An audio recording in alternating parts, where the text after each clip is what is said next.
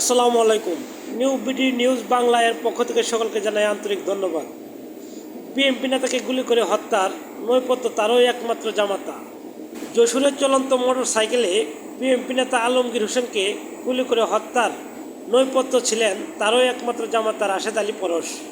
শ্বশুরের অগাধ সম্পত্তি ও দামি গাড়ির প্রতি লোভ এবং স্ত্রীর প্রতি দীর্ঘদিন ক্ষোভ থেকেই এই নৃশংস হত্যাকাণ্ডের ছক এঁকেন তিনি।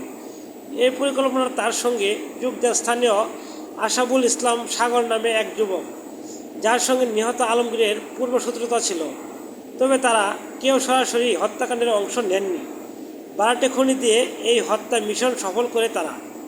রোববার 4 জানুয়ারি দুপুরে নিজ কার্যালয়ে এক প্রেস ব্রিফিংয়ে এসব চাঞ্চল্যকর তথ্য নিশ্চিত করেছেন যশোরের পুলিশ সুপার সৈয়দ রফিকুল ইসলাম।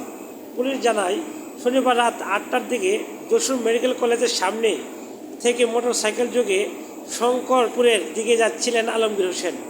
তিনি শঙ্করপুর বরতলা এলাকায় পৌঁছলে পেছন থেকে 2 মোটরসাইকেলে আসা 4 জন অজ্ঞাত দুর্বৃত্ত তার গতিরোধ করে চলন্ত অবস্থায় তার মাথার অস্ত্র ঠেকিয়ে 1 রাউন্ড গুলি চালিয়ে দ্রুত পালিয়ে যায় তারা।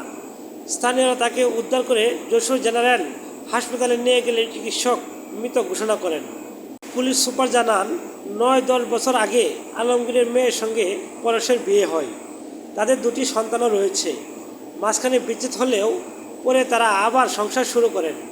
তবে সম্প্রতি পরশ আবারও যৌতুকের জন্য শ্বশুরকে চাপ দিতে থাকেন। এ নিয়ে বিরোধ চরম আকারে ধারণ করলে আলমগীরের মেয়ে তার বাড়িতে চলে আসেন। এরপর থেকে পরশ তার স্ত্রী ও শ্বশুরকে দেখে নেওয়ার হুমকি দিয়ে আসছিলেন।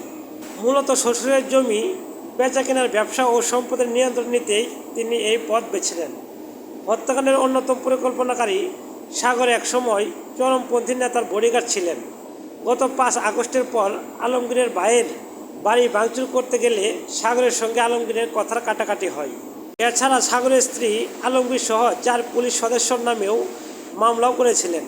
সাগর নিয়মিত ফেসবুকে আলমগীরের বিরুদ্ধে পোস্ট দিয়ে আসছিলেন।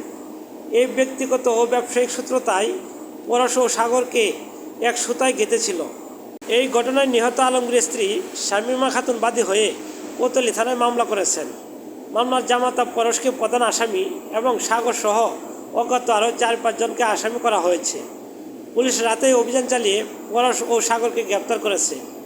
পুলিশ সুপার সৈয়দ রফিকুল ইসলাম বলেন, প্রাথমিক তদন্তে এই হত্যাকাণ্ডের সঙ্গে কোনো রাজনৈতিক সংশ্লিষ্টতা পাওয়া যায়নি। এটি মূলত পারিবারিক ও ব্যবসায়িক দ্বন্দ্বের জের। আমরা সিসিটিভি ফুটেজ সংগ্রহ করেছি এবং প্রয়োজনে সিআইডি সহযোগিতা নেওয়া হবে।